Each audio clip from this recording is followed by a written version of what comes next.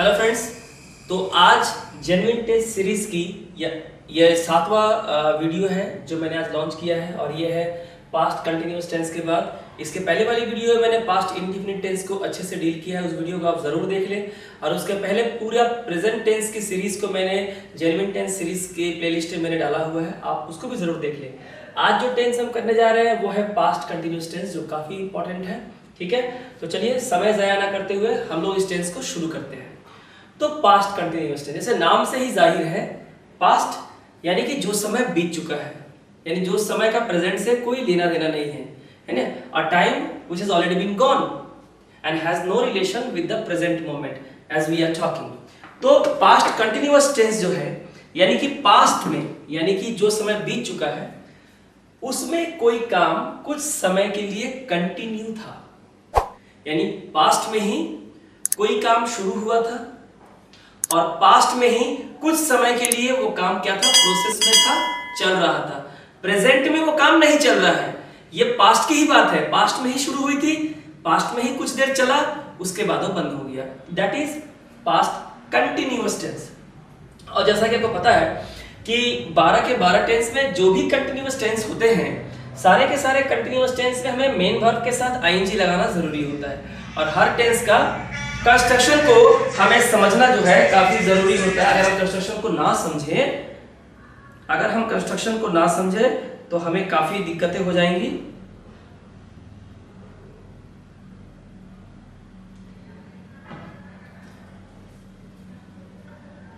Hello friends, जैसा कि आपको पता है कि जेन्युइन टेंस सीरीज की पूरी एक सीरीज चल रही है, जिसका आज ये 7वां वीडियो है। जी हाँ, 6 वीडियो मैंने पहले लॉन्च कर दी है। पहले 5 वीडियो में मैंने प्रेजेंट टेंस के चारों टेंस को मैंने डील किया है। 5वीं वीडियो में उसके सारे क्वेश्चंस को डील किया है। 6th सीरीज में मैंने पास्ट इंडेफिनिट टेंस को मैंने लॉन्च किया था। और आज जो टेंस हम पढ़ने जा रहे हैं वो है पास्ट कंटिन्यूअस टेंस, जो काफी इंपॉर्टेंट है। इसलिए वीडियो काफी इंपॉर्टेंट होने वाला है, काफी बढ़िया शानदार होने वाला है और आपके कॉम्पिटिटिव एग्जाम्स के लिए तो बहुत जरूरी है। इसलिए वीडियो को शुरू से लेके अंत तक जरूर देखें, बिल्कुल भी स्किप ना करें। अगर आप लाइफ टाइम टेंस को समझना चाहते हैं from the point of view of competitive examination. School तो है ही, लेकिन कॉम्पिटिटिव एग्जाम में जो क्वेश्चन आते हैं उन्हें समझने के लिए जिस तरीके से मैं आपको टेंस करा रहा हूं, ऐसा आपको कोई भी नहीं करा सकता। क्वेश्चंस भी काफी शानदार लूंगा मैं, इसलिए वीडियो को शुरू से लेकर अंत तक आप जरूर देखें। शुरू करते हैं पास्ट कंटिन्यूअस टेंस। पास्ट यानी कि बीता हुआ समय, a time which has already been gone and has no relation with the present. वह समय जो बीत चुका था उसका प्रेजेंट से कोई लेना देना नहीं है।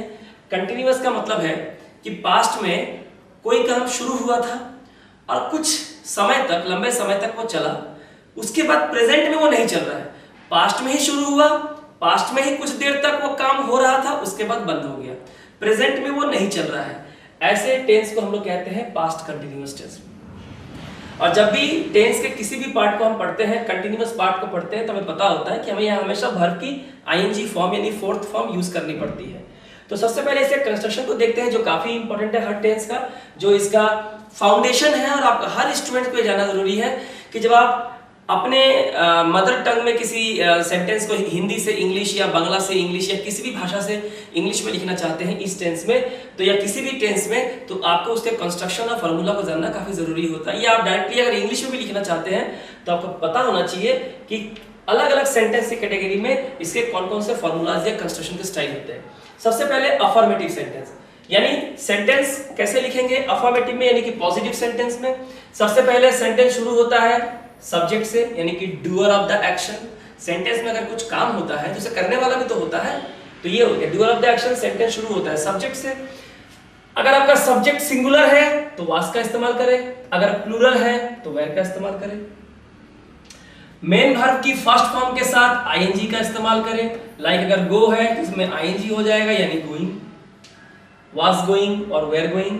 उसके बाद हम किसका इस्तेमाल करेंगे, ऑब्जेक्ट का। अगर वर्ब के बाद वर्ब अगर ऑब्जेक्ट ले रही है तो ऑब्जेक्ट आएगा। फॉर एग्जांपल आई सब्जेक्ट है, सिंगुलर है, वाज का इस्तेमाल करेंगे। वर्ब के साथ आईएनजी, आई वाज राइटिंग, मैं लिख रहा था। दिस लेटर, ये लेटर मैं लिख रहा था मेरे पिता को, टू माई फादर, कल। यानी बातें यस्टरडे, यानी कि यस्टरडे से पता चलता है कि ये पास्ट की बातें हैं और पास्ट में कोई एक एक्टिविटी शुरू हुई थी और लंबे समय तक वो कंटिन्यू प्रोसेस में थी। That is past continuous tense. So I was writing this letter to my father yesterday. I is subject, was writing main verb, writing what? Writing what? This letter. ये हो गया object to my father yesterday. तो ये हो गया हमारा affirmative sentence का construction. अगर हमें इसे नेगेटिव में लिखना हो तो सेम सब्जेक्ट आएगा, सिंगुलर हो तो was, प्लूरल हो तो were। अगर सेंटेंस नेगेटिव सेंस दे रहा है, कुछ नेगेटिव बात कर रहा है, नेगेटिव है, तो उसके साथ नॉट लगाना है, यानी was not और were not या wasn't और won't। उसके बाद आपको मेन वर्ब की फर्स्ट फॉर्म के साथ ing यूज कर रहा है जो कंपलसरी है, एंड देन ऑब्जेक्ट। इसी सेंटेंस को अगर मुझे नेगेटिव लिखना हो तो सिर्फ इतना करना है कि was और writing के बीच में यहां पे हमें सिर्फ नॉट लगा देना है, बस हमारा सेंटेंस बन गया। I सब्जेक्ट सिंगुलर है, देन इसमें हमें लगेगा was का इस्तेमाल करेंगे, हमारा सब्जेक्ट सिंगुलर है। I was, चूंकि सेंटेंस नेगेटिव है तो हम नॉट का इस्तेमाल करेंगे। I was not playing, यानी वर्ब की फर्स्ट फॉर्म के साथ ing। I was not playing cards with my friends yesterday, कल मैं अपने दोस्तों के साथ जुआ या ताश नहीं खेल रहा था। तो नेगेटिव सेंटेंस में सिर्फ इतना ही होता है कि जो ऑक्सिलरी वर्ब है was और were और जो मेन वर्ब ing है, इनके बीच में नॉट लगाना पड़ता है, और अगर नहीं है तो मत लगाइए। अब इसी सेंटेंस को अगर हमें इंटरोगेटिव यानी क्वेश्चन सेंटेंस में कन्वर्ट करना है, मैंने हमेशा बोला हर टेंस में कि क्वेश्चन दो तरीके के बनते हैं, कि यस नो क्वेश्चन जिसका जवाब हाँ या ना में दे सकते हैं, एक वो सेंटेंस जिसका जवाब हाँ या ना में नहीं दे सकते, यानी जिसे हम लोग WH क्वेश्चन कहते हैं। तो हर टेंस में क्वेश्चन बनाने के लिए हमें ऑक्सिलरी वर्ब चाहिए, और हर एक टेंस की खासियत होती है, हर एक टेंस के पास अपना एक स्पेशल ऑक्सिलरी यानी हेल्पिंग वर्ब होता है जो मेन वर्ब को हेल्प करता है, और इस टेंस में वो वर्ब कौन सा है? was और were। तो क्वेश्चन सेंटेंस की शुरुआत या तो was से होगी या were से होगी, और ये डिपेंड करेगा इसके बाद आने वाले सब्जेक्ट को। जी हाँ, क्वेश्चन सेंटेंस से पहले ऑक्सिलरी वर्ब आता है, फिर सब्जेक्ट। सब्जेक्ट अगर सिंगुलर है तो was का इस्तेमाल करें, सब्जेक्ट यदि प्लूरल है तो were का इस्तेमाल करें, नेगेटिव है तो नॉट का इस्तेमाल करें सब्जेक्ट के बाद या फिर ना करें, और अगर नेगेटिव है तो सब्जेक्ट के बाद भी आप नॉट लगा सकते हैं, या इस नॉट को यहां से उठा के was के साथ या were के साथ सेंटेंस के स्टार्टिंग में ही आप इस्तेमाल कर सकते हैं, wasn't और weren't। इस तरह से आप इस्तेमाल कर सकते हैं, या सब्जेक्ट के बाद भी इस्तेमाल कर सकते हैं, और अगर नेगेटिव नहीं है तो इनका इस्तेमाल नहीं करना है। उसके बाद वर्ब की फर्स्ट फॉर्म यानी मेन वर्ब की फर्स्ट फॉर्म, उसके साथ ing, object and then question mark. ये होता है क्वेश्चन सेंटेंस बनाने का बहुत ही बेसिक सा अंदाज। ठीक है, हम देख लेते हैं, हम इसी सेंटेंस को क्वेश्चन बनाते हैं। ठीक है, I was writing this letter to father yesterday, मैं कल अपने पिता को ये पत्र लिख रहा था। तो क्वेश्चन होगा, क्या तुम कल ये लेटर अपने पिता को लिख रहे थे? तो जब हम सवाल पूछते हैं तो सवाल हमेशा was या were से होगा। अगर हम सामने वाले को you कह रहे हैं तो you हमारा प्लूरल प्रोनाउन होता है, उसके साथ कौन सा लगेगा? were। अगर यहाँ y लिखते तो हम लिखते was I, ठीक है, या was he, was she, तो were you, उसके बाद वर्ब की फर्स्ट फॉर्म आएगी राइटिंग। नोट का इस्तेमाल नहीं किया हमने क्योंकि नेगेटिव नहीं है, अगर नेगेटिव है तो यहीं पे इस्तेमाल कीजिए, were you not writing this letter, या weren't you writing this letter, आप दोनों में से कोई भी कर सकते हैं। so were you writing this letter to your father yesterday, कल तुम ये लेटर अपने पिता को लिख रहे थे? एक ये हो गया। तो ये हो गया हमारा yes no क्वेश्चन, क्योंकि जब भी सवाल हेल्पिंग वर्ब से बनेंगे तो वो हमारा yes no क्वेश्चन कहलाएगा। ठीक उसके पहले अगर आप WH वर्ड लगा दें, WH फैमिली की कोई एक वर्ड लगा दें, तो आपका जो क्वेश्चन है वो WH क्वेश्चन बन जाएगा। क्या बन जाएगा? आपका WH क्वेश्चन आपका बन जाएगा। तो जैसे कि हमने y लगा दिया यहाँ पे, तो where के पहले अगर y लगा दे, बाकी सब कुछ सेम है। why were you writing this letter to your father yesterday, कल ये पत्र तुम अपने पिता को क्यों लिख रहे थे? तो ये आपका WH क्वेश्चन बन गया और ये आपका yes no क्वेश्चन बन गया। तो आई होप आपको पास्ट कंटिन्यूअस टेंस का कंस्ट्रक्शन आपको क्लियर हो गया होगा। तो सीधे हम लोग चलते हैं, ठीक है, इसके कुछ एप्लीकेशंस पे। उसके पहले कुछ पॉइंट्स जो है वो याद कर लेते हैं कि अगर आपका सब्जेक्ट सिंगुलर है, जैसे कि यहाँ दिया हुआ है कि आपके पास है I, he, she, it, या कोई भी सिंगुलर नाउन सेंटेंस में सेंटेंस को स्टार्ट करता है, ये सारे सिंगुलर नाउन है, तो आपको was लगाना है, बहुत ही सिंपल है। और आपका अगर आपका सब्जेक्ट प्लूरल प्रोनाउन है, you है, we है, they है, या कोई भी प्लूरल नाउन है, Ram and Shyam, Sita and Gita, plural noun है, तो आपको were का इस्तेमाल करना है। आप पता है ये वर्ब की ing जो लगती है ये कंपलसरी है। तो ये कुछ पॉइंट्स हैं इंपॉर्टेंट। इसके बाद देखते हैं इसका एप्लीकेशन कि आखिर व्हाट आर दोज सेंटेंसेस जिन्हें हम इस टेंस में लिखते हैं, और इसको हमें एप्लीकेशन की तरफ पढ़ना बहुत जरूरी है। कैसे, कहां पे हमको यूज करना है। सबसे पहले ये रूल मैंने पास्ट इंडेफिनिट टेंस में भी आपको बताया है, और यही रूल हमें पास्ट कंटिन्यूअस टेंस से ही पढ़ना है। Past indefinite tense is used for the verb to place while an activity was going on in the past. We use past continuous tense for the activity going on in the past. यहां पे थोड़ी सी mistake है जो मैं इसे ठीक कर देता हूं। Past indefinite tense is used for the verb that took place. Yes, that took place. Okay, ठीक है, कोई गलती नहीं है। While an activity was going in the past कह रहा है कि जिस समय, व्हाइल, जिस समय कोई एक काम हो रहा था, while something was going on in the past, जब कोई काम एक प्रोसेस में चल रहा था, कंटिन्यूअस में था, उस समय कोई घटना घट गई, उस समय कुछ हो गया, वो जो हो गया ना, घटना घट गई, वो जाएगा पास्ट इंडेफिनिट टेंस में। जो मैंने इसके पहले वाले वीडियो मैंने बताया था, उस वीडियो को आप जरूर देखें, मैं आई बटन में आपको लिंक दे रहा हूं। तो पास्ट इंडेफिनिट टेंस में जाएगा, यानी वो वर्ब की सेकंड फॉर्म में जाएगा। और जो काम प्रोसेस में था, यानी चल रहा था, पास्ट में कंटिन्यूअस में था, वो चला जाएगा पास्ट कंटिन्यूअस टेंस में। यानी अभी मैं बताया मैंने वाज और वेयर के साथ वर्ब की आईएनजी। चलिए समझ लेते हैं इसे कुछ एग्जांपल्स के जरिए। When I was singing, Ayushman arrived। अब देखिए, आयुष्मान आया था, और जब वो आया था उस समय क्या हो रहा था, ये रेफरेंस है। अब बिना रेफरेंस के टेंस पढ़ना बिल्कुल बेकार है, आप पढ़े ही नहीं बिना रेफरेंस के। एक सेंटेंस लिख दिया और बोल दिया कि ये पास्ट कंटिन्यूअस टेंस है, नहीं, it is not that easy, it is not like that. वो कंसेप्चुअल आपका नॉलेज नहीं हुआ, वो रटा रटाया नॉलेज होता है, तो उसके चक्कर में हम ना पढ़े। आयुष्मान आया था, जब वो आया था तो हुआ क्या, उस समय मैं गाना गा रहा था। आई वॉज सिंगिंग, यानी जब मैं गाना गा रहा था, ये कंटिन्यूअस प्रोसेस में था पास्ट में, तो ये आई के साथ वाज और वर्ब में आईएनजी ले लिया। उस समय कौन सी घटना घटी, आयुष्मान आ गया, वो चला जाएगा वर्ब की सेकंड फॉर्म, यानी अराइव का सेकंड फॉर्म। अराइव यानी पास्ट इंडेफिनिट टेंस में, वर्ब की सेकंड फॉर्म यानी पास्ट इंडेफिनिट टेंस, वाज और वेयर के साथ आईएनजी यानी पास्ट कंटिन्यूअस टेंस। तो जब आयुष्मान पहुंचा, उस समय वो क्या देखा कि मैं गाना गा रहा था। तो इस तरह से आप चीजों को एक्सप्रेस करते हैं। और एग्जांपल देखिए, while I was watering in the garden a snake bit me. एक सांप ने काट लिया, वर्ब की second form, past indefinite tense. कब काटा, सवाल है, व्हेन। तब आप क्या कहते हैं, while I was watering in the garden, जब मैं बगीचे में पानी दे रहा था। ऐसा ही तो कहते हैं ना कि जब मैं बगीचे में पानी दे रहा था, एक सांप ने मुझे काट लिया।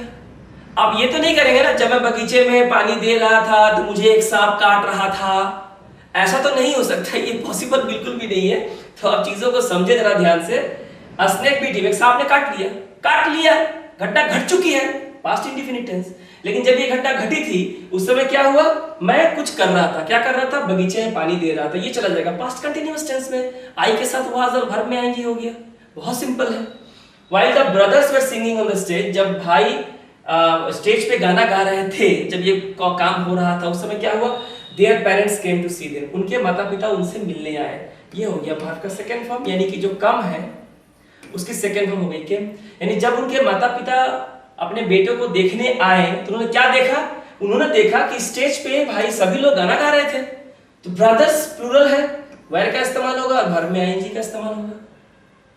तो यहां पे हमने क्या समझा कि इस तरह से हम लोग एक जगह पास्ट इंडेफिनिट टेंस जो ऑलरेडी हो चुकी है पास्ट में, और जब वो हो चुकी थी उस समय क्या हो रहा था, वो हो जाएगा आपका पास्ट कंटिन्यूअस टेंस में।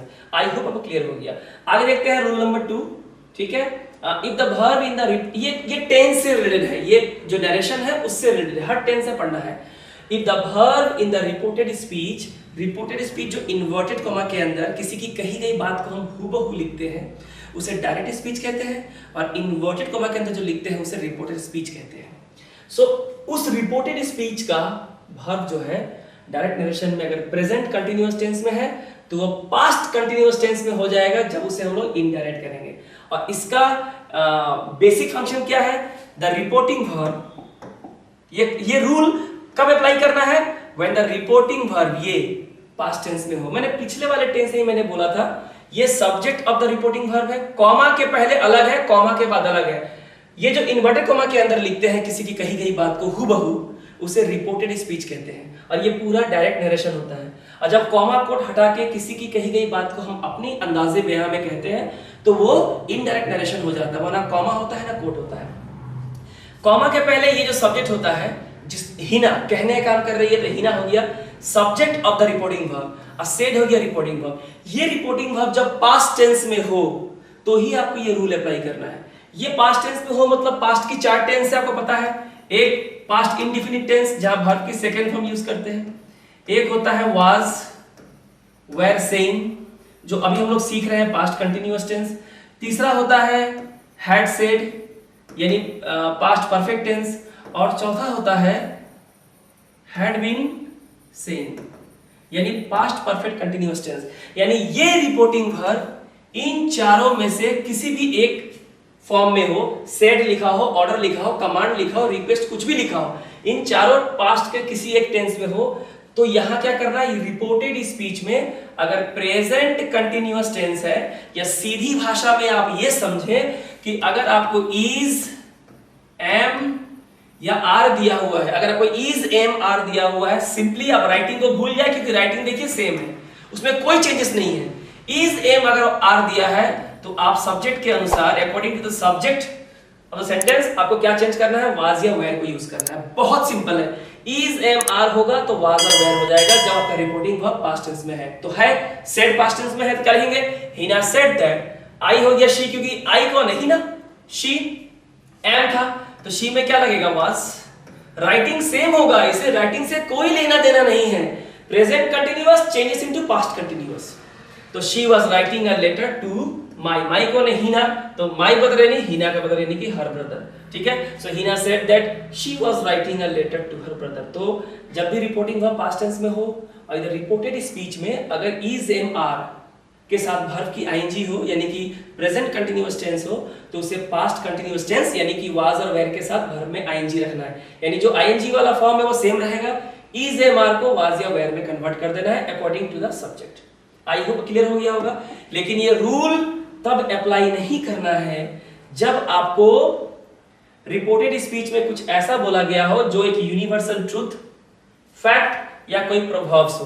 क्या हो, कोई प्रोवर्ब्स हो, यानी कि इन्वर्टेड कॉमा के अंदर कुछ ऐसी बात कही गई हो जो पूरे दुनिया में सच है, या कोई कहावत है, लोकोक्तियां है, ठीक है ना, कोई इडियम्स हो, तो उसके फॉर्म को बिल्कुल भी, उसके वर्ब को हम बिल्कुल भी चेंज नहीं करेंगे, भले ही हमारा रिपोर्टिंग वर्ब पास्ट टेंस में क्यों ना हो, वहां पे ये रूल अप्लाई नहीं होगा।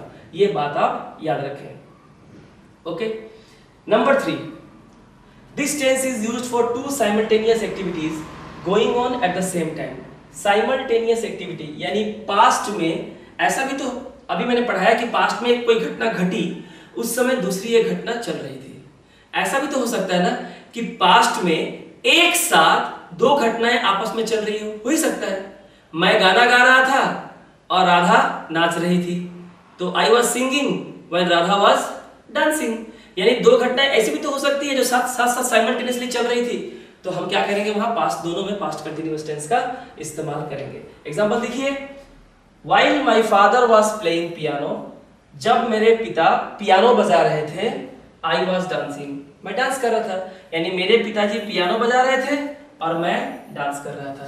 यानी ये व्हाइल से क्या पता चलता है कि 2 घटनाएं एक साथ साइमल्टेनियसली पास्ट में चल रही थी, तो वो हो जाएगा पास्ट कंटिन्यूअस टेंस में।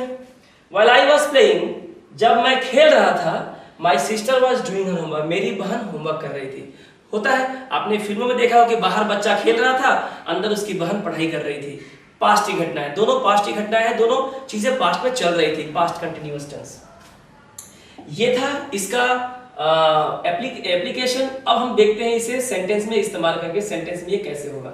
देखिए, आपको यहां मैंने पास्ट कंटिन्यूअस टेंस को समझने के लिए और पास्ट इंडेफिनिट टेंस को समझने के लिए, दोनों टेंस को समझने के लिए मैंने यहाँ कुछ वर्ड्स दिए हैं जो आपको फिल इन द ब्लैंक्स में सही टेंस के फॉर्म में यूज करना है।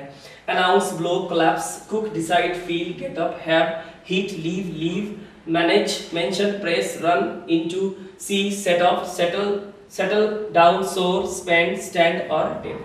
तो आपको पास्ट सिंपल यानी कि पास्ट इंडेफिनिट टेंस यानी वर्ब की सेकंड फॉर्म और आपका पास्ट कंटिन्यूअस, इन दोनों में से कोई एक टेंस का इस्तेमाल करना है या दोनों का इस्तेमाल करना है। देखिए, सबसे पहला वाला sentence, I dash at the bus stop when I dash the speeding car slam into a divider। देखिए क्या हुआ, अभी मैंने बताया था कि पास्ट में जब एक घटना घटी उस समय दूसरी एक घटना हो रही थी, घट रही थी। तो एक पास्ट इंडिफिनिट टेंस में जाएगा और दूसरा जो है वो पास्ट कंटिन्यूअस टेंस में जाएगा। क्या बोला है, I dash at the bus stop, मतलब मैं जिस वक्त बस स्टॉप पर खड़ा था, व्हेन मैं खड़ा रहा था, when I dash the speeding car slam into it, तब मैंने क्या देखा कि एक तेजी सी आती हुई कार जो है डिवाइडर से जाके टकरा गई, स्लैम इनटू, टकरा गई। मैंने देखा एक कार को डिवाइडर से टकराते हुए कि वो डिवाइडर से जाके टकरा गई। उस समय मैं कहा था, मैं बस स्टैंड पे खड़ा था। यानी यहां पे हमारा जो आंसर होगा वो क्या होगा, आप सिचुएशन को इमेजिन कीजिए कि I was standing at the bus stop, मैं बस स्टॉप पे उस समय खड़ा रह रहा था।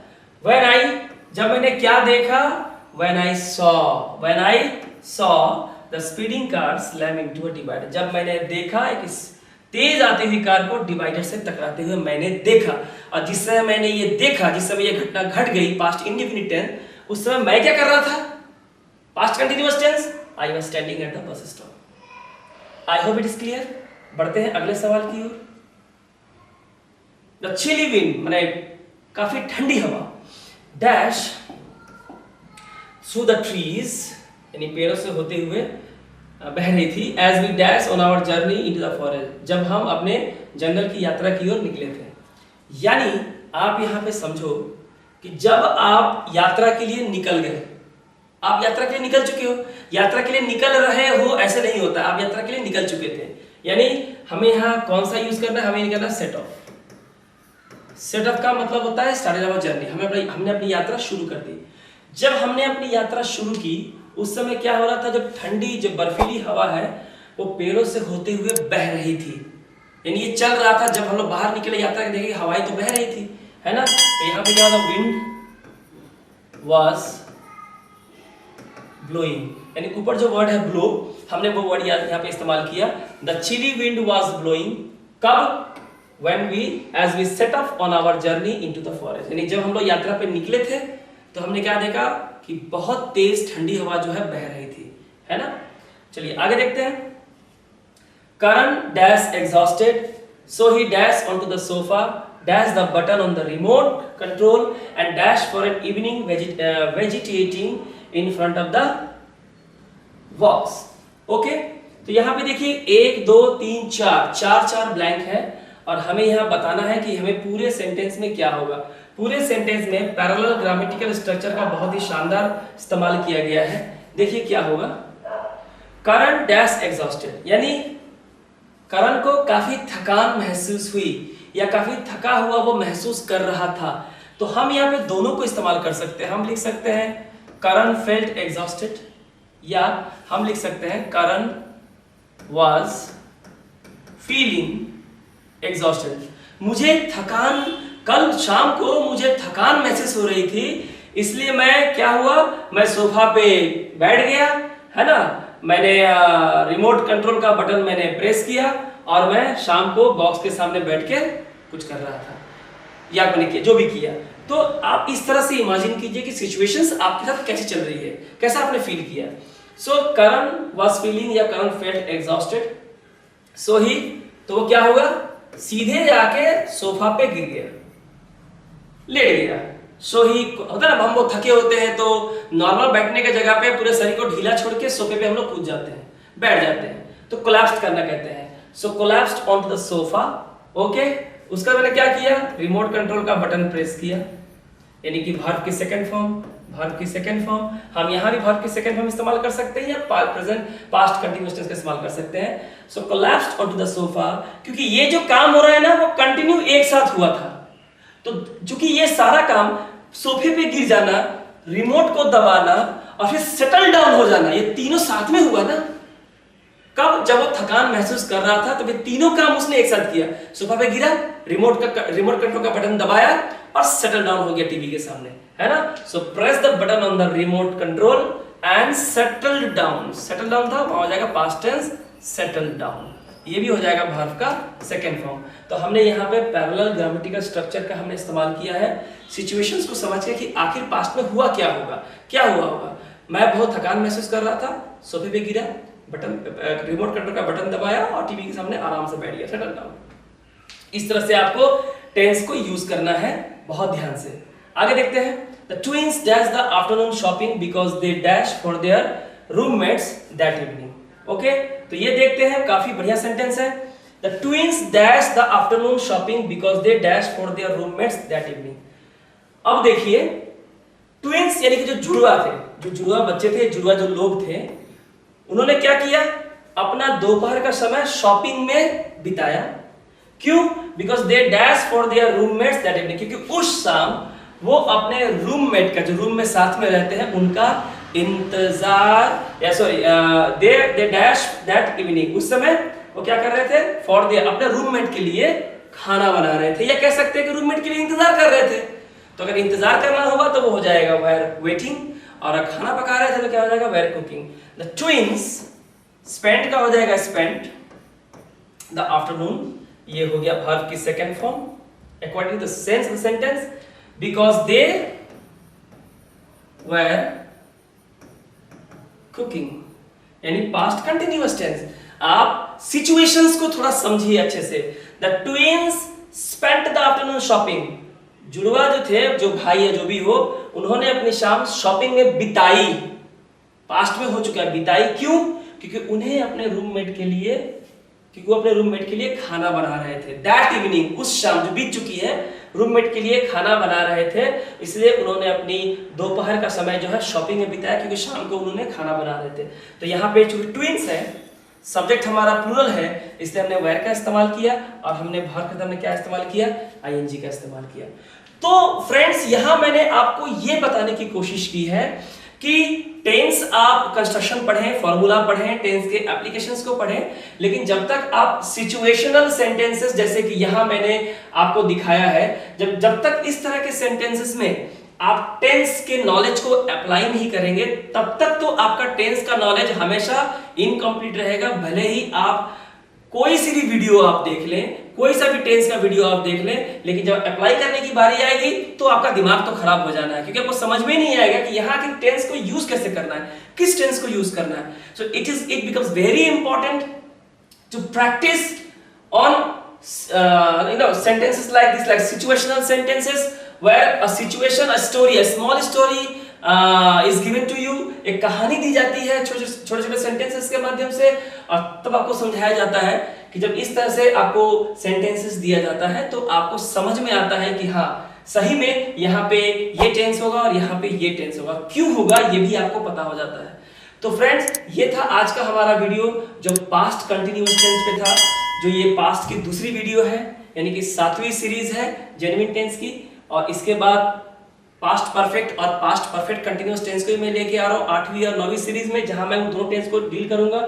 वीडियो थोड़ा बड़ा हो सकता है, बनाने में बहुत मेहनत लगती है, रात रात जग के हम वीडियो बनाते हैं आप ही लोग के लिए, इसलिए वीडियो को लेंथ को ना देखें, बल्कि अब ये देखें कि वीडियो का कंटेंट कैसा है। और एक बार अगर आपने मेरे टेंस की सारी सीरीज देख लिया, उसके बाद के क्वेश्चंस को जब मैं कराने वाला हूं, अगर आपने वो देख लिया, इस बात की 1000% गारंटी है कि अब लाइफ टाइम वैलिडिटी है कि आप टेंस के कॉन्सेप्ट को तो आप चाहे ना तो भी आप भूल नहीं सकते। चाहे आप कोई भी एग्जाम दे दे, चाहे एसबीआई पीओ दे, ईसीजीसी पीओ दे, आरबीआई ग्रेड बी दे, कितने भी हाई लेवल एग्जामिनेशन दे दे और कितने भी लेटेस्ट पैटर्न वाले क्वेश्चन दे दे, भूलने वाले तो आप बिल्कुल भी नहीं है। और मेरे जो स्टूडेंट होंगे, जो मेरे इस टेंस के वीडियो को देख रहे हैं, जो भारत के किसी भी कोने में रहते हैं, वो फुल कॉन्फिडेंस के साथ एग्जाम में जाके किसी भी क्वेश्चन को क्रैक करके आ जाएंगे। इस बात की काबिल एकेडमी और राजेश सर की गारंटी है। तो इस वीडियो को लाइक करें, शेयर करें, मेरे चैनल काबिल एकेडमी को सब्सक्राइब करें, और अगले वीडियो का आप इंतजार करें। अगली वीडियो बहुत जल्दी अपलोड होने वाली है। तब तक के लिए थैंक यू।